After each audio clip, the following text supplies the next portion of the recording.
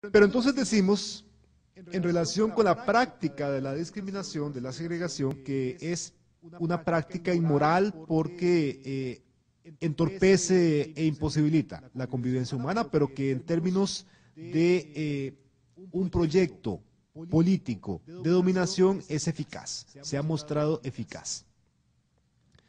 Examinemos el siguiente cuadro donde se nos comparan las situaciones del ser y el deber ser. En el cuadro que tienen ustedes en sus protocolos y que podemos ver en la diapositiva, se nos oponen los hechos históricos a las condiciones ideales. Ya hemos opuesto anteriormente dos tipos de régimen político, dos regímenes políticos, la tiranía y la democracia. Hemos opuesto las dos respuestas a la pregunta de cómo establecer un orden social, la política y la moral. Y en esta ocasión estamos oponiendo lo que son los hechos históricos a las condiciones ideales. En la terminología de la ética se suele hablar del ser y el deber ser. El ser corresponde a los hechos históricos, a la realidad fáctica, a lo dado históricamente. Y lo dado, lo que finalmente se concretó históricamente fue la conquista y la colonización. Entonces los hechos históricos fueron hechos de conquista y colonización. Los hechos de los conquistadores españoles trasladándose al continente americano y explotando los recursos naturales, esclavizando a los indígenas. Esos hechos son los hechos históricos, es lo que se correspondió al ser. Y los hechos históricos, si hacemos una valoración de esos hechos, podemos ver que esos hechos históricos han implicado la avaricia y la exclusión, la explotación y, en definitiva, la inmoralidad, porque son hechos, la conquista y la colonización, que han terminado por destruir la vida, por acabar con las condiciones que hacen posible la vida, que son los recursos naturales, que es la energía humana, que es el trato humano hacia el prójimo. Esas son las condiciones que hacen posible la vida, y los hechos históricos, como se dieron, los hechos fácticos, pueden ser valorados como inmorales porque justamente tuvieron como consecuencia la destrucción de la vida. ¿Cuántos millones de indígenas perecieron en los siglos de conquista y colonización? Pero decimos que estamos oponiendo estas dos situaciones, una que es fáctica, que es real, que es histórica, la situación del ser, con la situación del deber ser, a la que se corresponden las condiciones ideales. A los hechos históricos, decíamos, correspondió la conquista y la colonización, que implicaron avaricia y exclusión.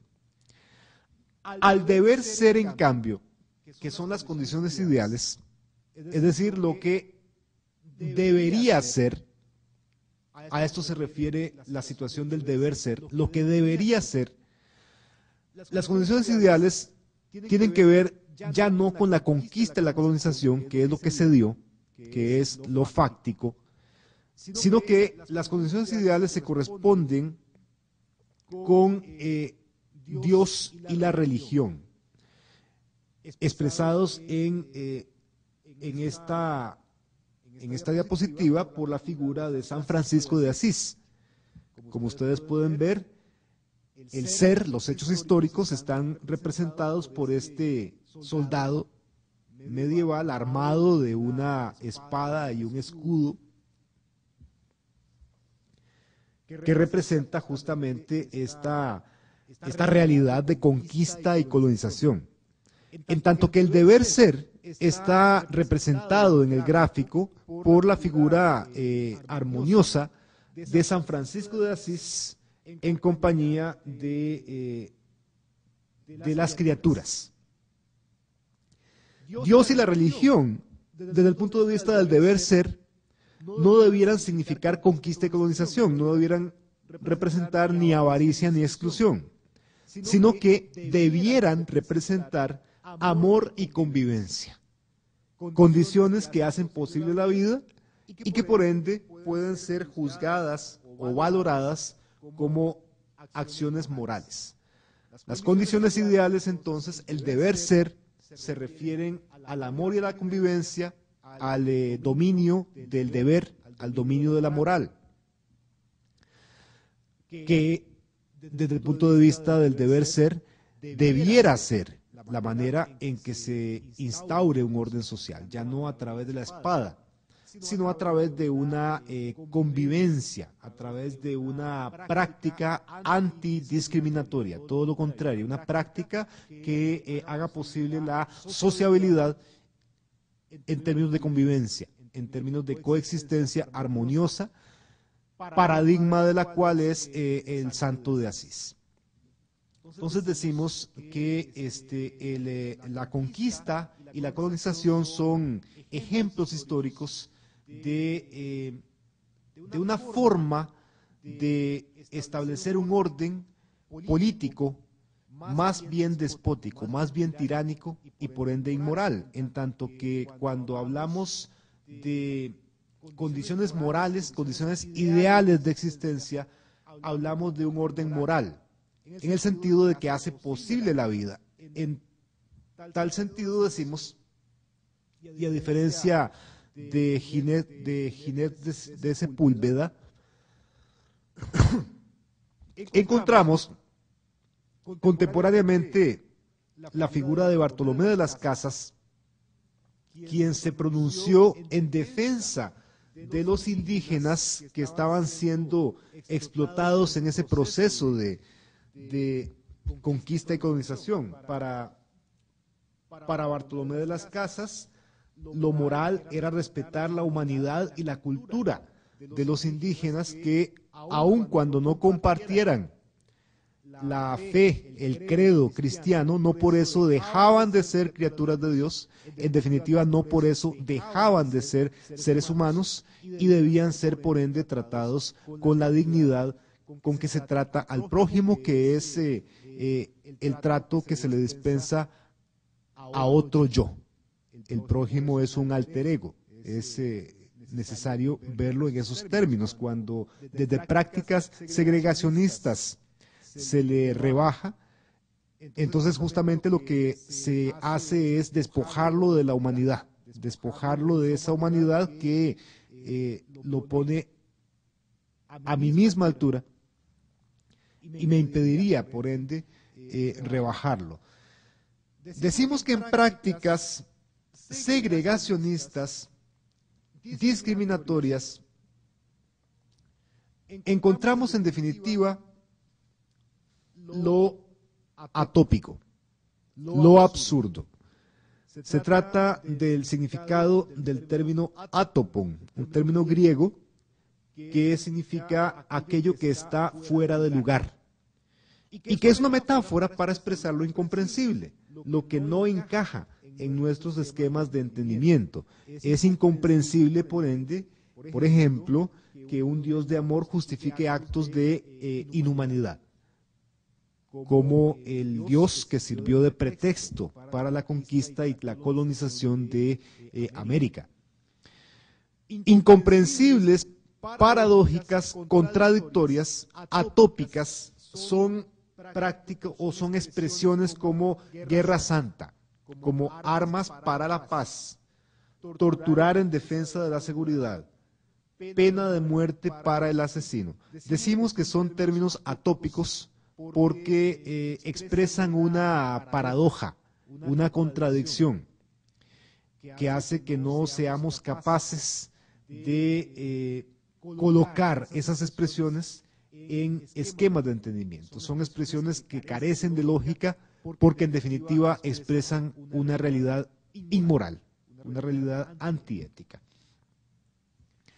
Hablemos ahora de procedimientos a través de los cuales en las culturas, en las sociedades, se ha dado la educación moral. Decimos de la cultura que es espacio de convivencia humana, es el espacio de la vida cotidiana, es el espacio del relacionamiento entre los seres humanos. Y el espacio donde debe erigirse un orden social. Y para, decimos, la institución de ese orden, se han empleado, se han implementado diversos mecanismos y diversos recursos, y la educación es seguramente el recurso fundamental para el establecimiento de un orden social. Cuando hablamos de educación, hablamos de socialización, hablamos de interiorización de conocimientos y valores. Y es un proceso que puede darse formal e informalmente. La educación formal es la que recibimos a través de la escolaridad, a través de un proceso que comienza a temprana edad, pero que transcurre a lo largo de años de enseñanza formal, institucionalizada. Se trata de la escuela. La enseñanza informal transcurre en todo momento. Se trata de los conocimientos y los valores que vamos adquiriendo a través de nuestras interacciones, a través de nuestras relaciones con los demás. Son las relaciones que emprendemos en nuestra vida cotidiana, son las interacciones lingüísticas, las comunicaciones, los diálogos, las conversaciones, todo eso es educación en definitiva. Es educación, son contenidos culturales que recibimos a través de nuestras interacciones cotidianas. Y en esas interacciones, en esos contenidos, buena parte de esos contenidos es de índole moral. Y esa educación moral informal la recibimos, vamos a ver que a través de tres expresiones de la cultura, que son la fábula, la leyenda y el mito. La fábula se trata de una ficción profana que pretende dejar una moraleja. Entendamos la expresión moraleja como emparentada con moral y con moralidad. Una moraleja es una enseñanza moral. Una enseñanza moral que se intenta dar a través de una narración o un relato, al que llamamos fábula. Y los protagonistas de las fábulas suelen ser los pícaros.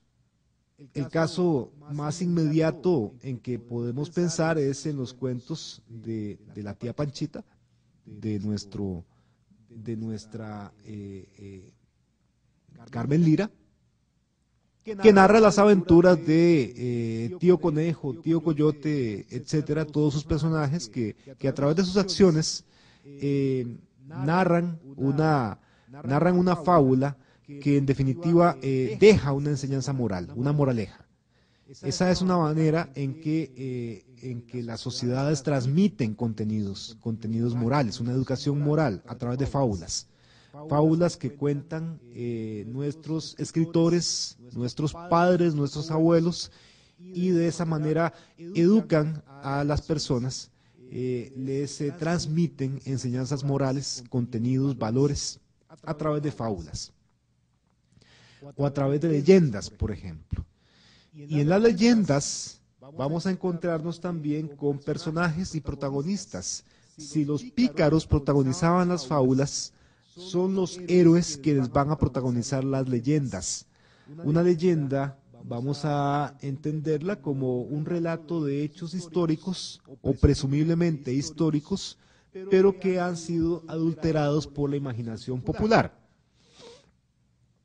Pensemos en Juan Santamaría, en la dimensión legendaria de Juan Santamaría, que heroicamente incendia el mesón y de esa manera gana la batalla de Rivas. A través de acciones heroicas, el elemento moralizante de esa leyenda es el ejemplo que representa este héroe para el resto de la ciudadanía. Las leyendas entonces también moralizan, es decir, transmiten una enseñanza moral que ya no es una moraleja, sino algo más elaborado, algo más trascendental, como es un ejemplo a seguir. Una acción ejemplar es la acción del héroe, es el heroísmo que manifiesta a través de sus actos y que es ejemplo para el resto de la población. Entonces, el héroe es un elemento instaurador de orden social. Y se despliegan sus acciones mediante leyendas. Es así como se transmite esa enseñanza moral o moralizante. Y finalmente encontramos los mitos en estos recursos de la cultura para transmitir enseñanza moral. El mito vamos a entenderlo como un relato sagrado que describe una creación producida por fuerzas sobrenaturales. Para los efectos podemos analogar la religión al mito. Se trata siempre de una fuerza sobrenatural que es creativa, que es creadora. Si encontrábamos pícaros en las fábulas y héroes en las leyendas, naturalmente que en los mitos vamos a encontrar dioses.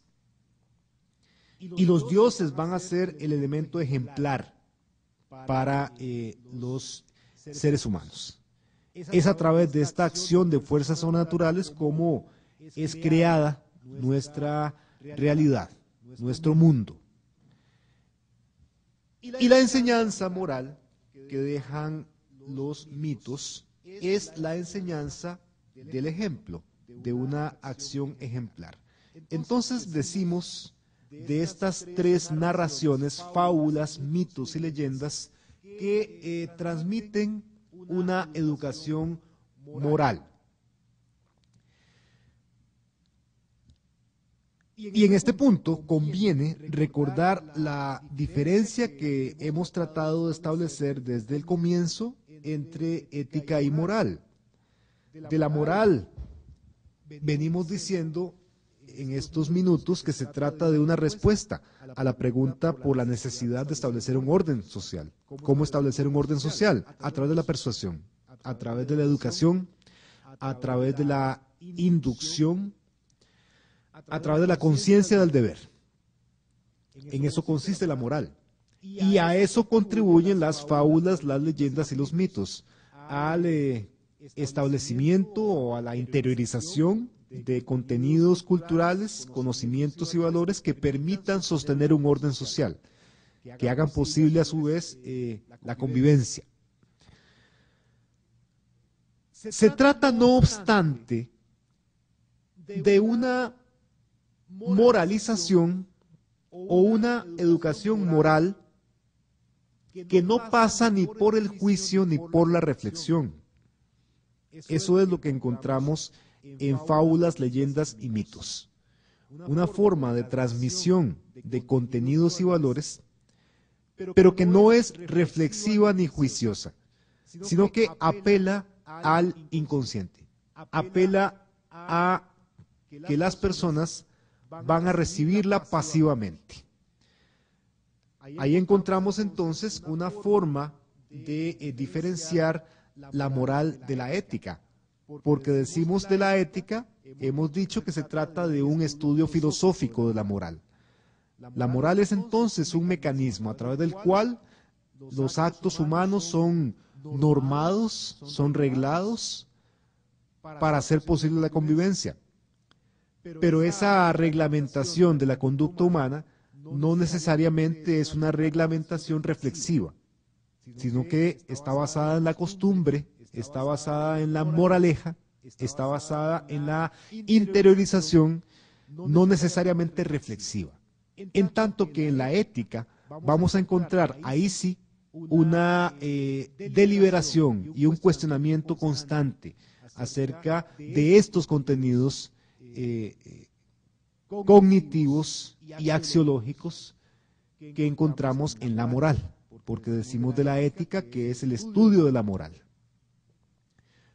Pero es entonces acá, en el ámbito del folclore y de la educación moral a través del folclore, donde podemos encontrar una clara diferencia entre ambas cosas, entre ética y moral. Decimos del folclore que se sitúa en el nivel práctico de la acción. ¿Qué es lo que se precisa que las personas realicen? ¿Cómo se precisa que sea su conducta? A eso responde el folclore, en tanto que parte de la educación no formal de las personas, de los miembros de una sociedad. De la formación moral, decimos que se trata de una necesidad previa a la formación intelectual o escolar, y que esta es la razón de ser de los mitos, las leyendas y los mitos, las leyendas y las fábulas. Decimos que se trata de un mecanismo a través del cual ciertos contenidos morales, cognitivos, valores, son transmitidos por debajo de un nivel intelectual o al margen de un proceso formal escolar. Entonces, ahí podemos encontrar lo que son las parábolas que nos relatan los evangelios.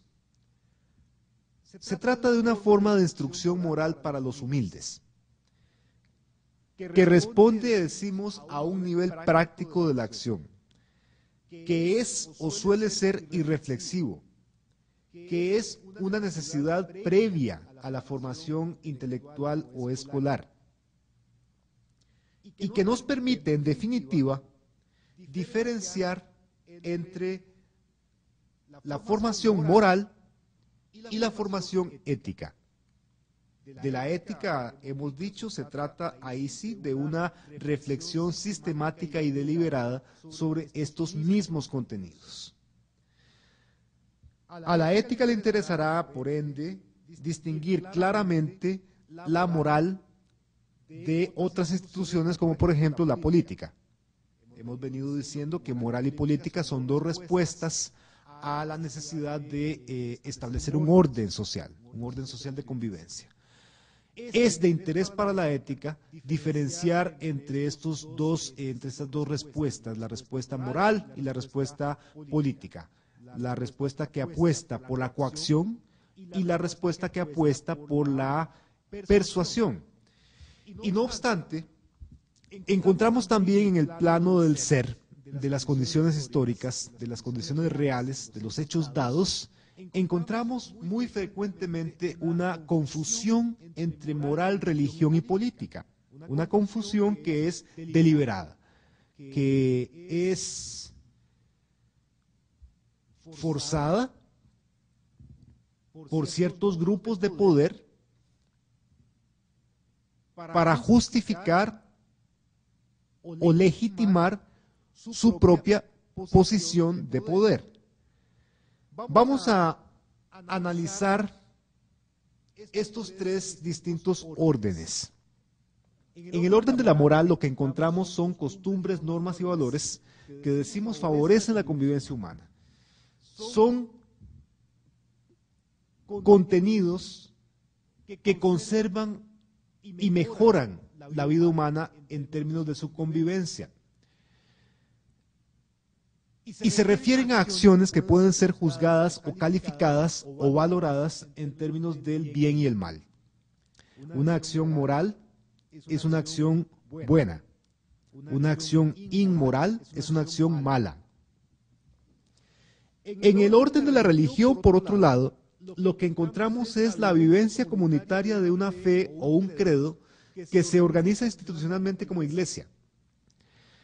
Como ven ustedes, se trata de algo bastante distinto de la moral. Tal es así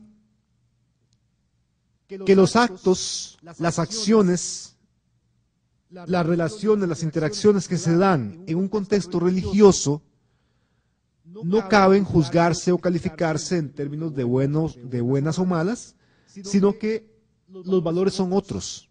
Los valores son los de lo santo y lo impío. Y así, por ejemplo, una acción religiosa será santa en la medida en que realice el valor de la religión, en la medida en que reafirme esa fe o ese credo. O será impía en la medida en que niegue esa fe o ese credo. Pero entonces religión y moral, como podemos ver, son dos cosas bastante diferentes, sin que eso signifique que no se relacionen o que no pueden relacionarse, pero no deben confundirse, como tampoco deben confundirse con la política. ¿A qué se refiere la política? Se refiere a la organización del poder bajo la forma de Estado. Y el Estado es una institución que regula jurídicamente las relaciones sociales. Y es así que acciones políticas no caben juzgarse en términos de buenas o malas, ni en términos de santas o impías, sino que lo que vale es juzgarlas en términos de legales, justas, delictivas o injustas.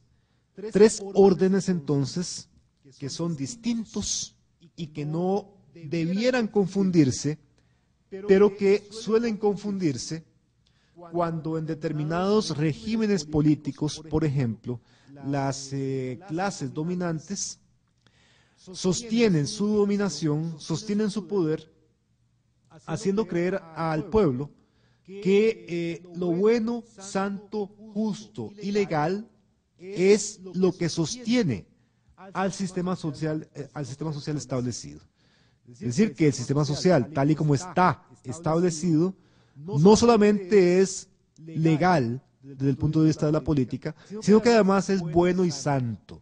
Y es así como la moral, la religión y la política se confunden deliberadamente, intencionalmente, con fines espurios, decimos, para efectos de beneficiar a grupos particulares que desean ya sea enriquecerse o sostener su inmunidad o su impunidad.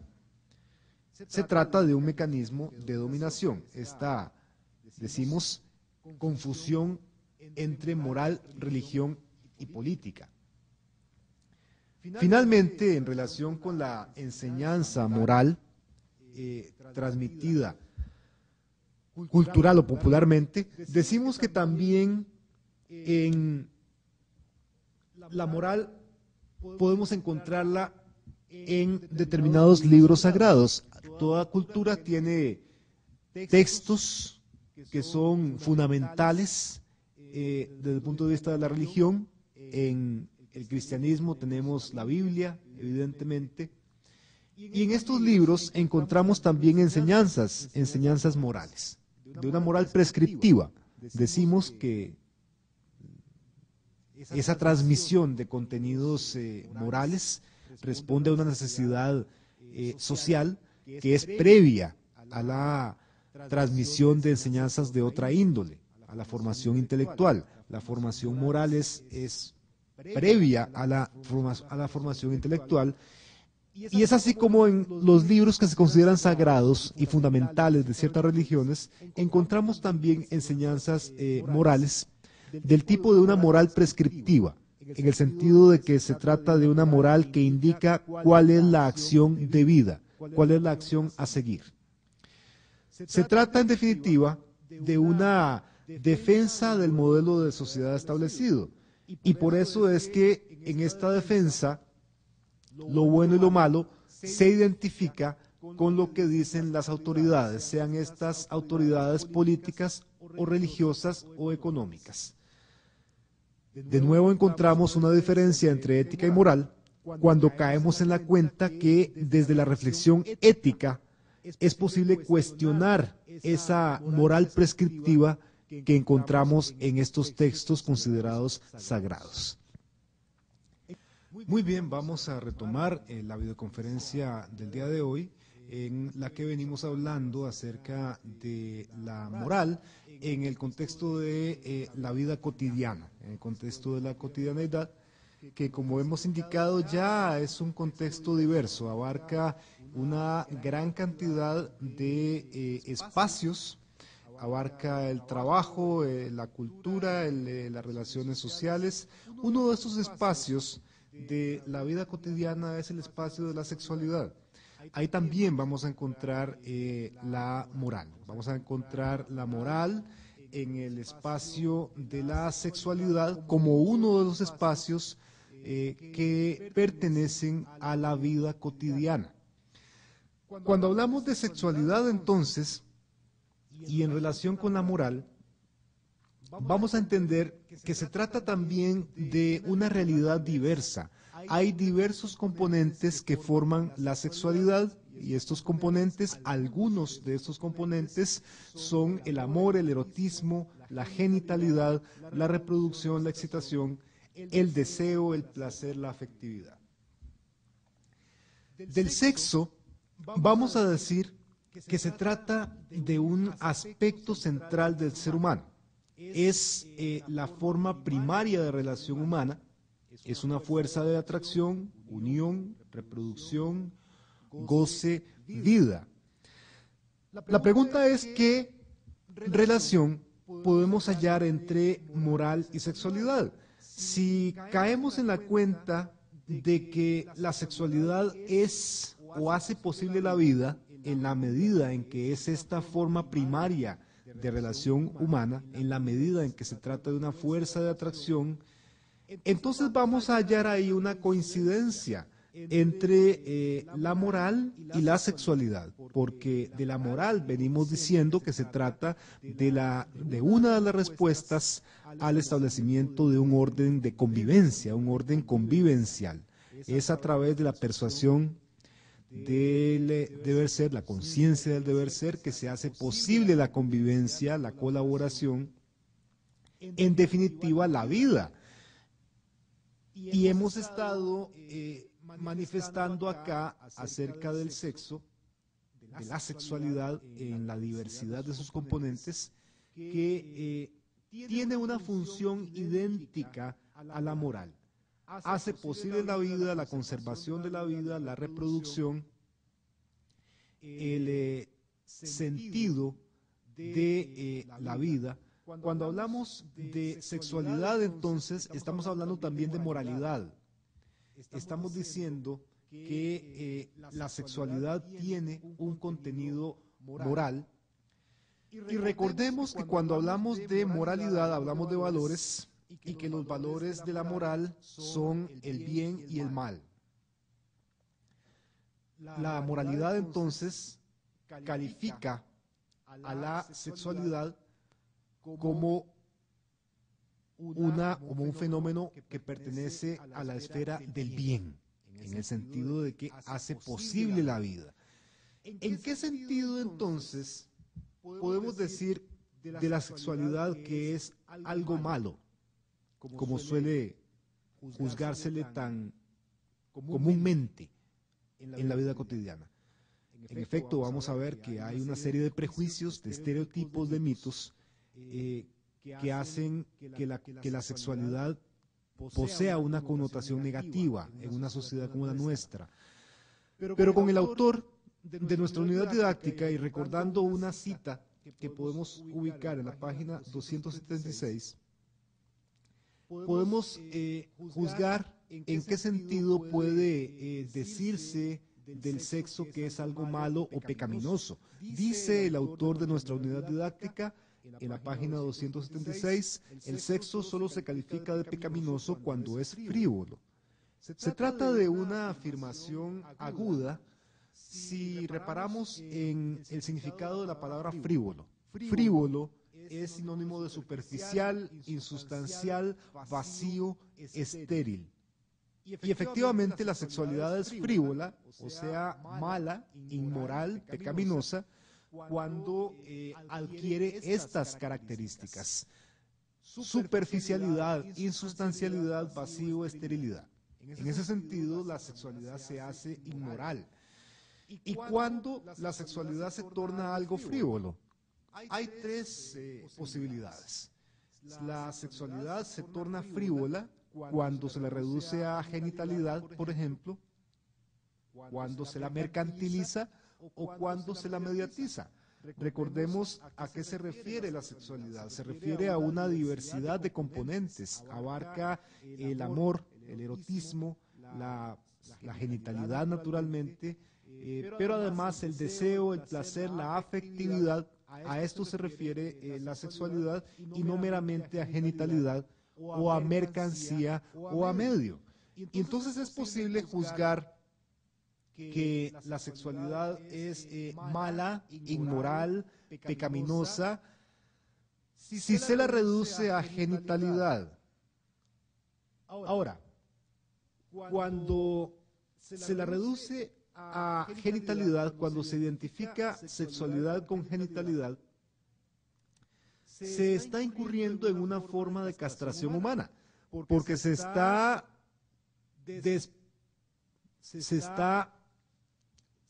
reduciendo un conjunto diverso de componentes a uno solo, que no le da sentido así a la totalidad. El sexo no es únicamente genitalidad.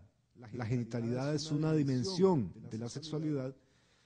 Pero entonces, ¿qué significa reducir sexualidad a genitalidad? Significa incurrir en una forma de castración humana. Es desproveer a la sexualidad de este conjunto de elementos, y dentro de un momento vamos a ver qué sentido tiene esa forma de castración.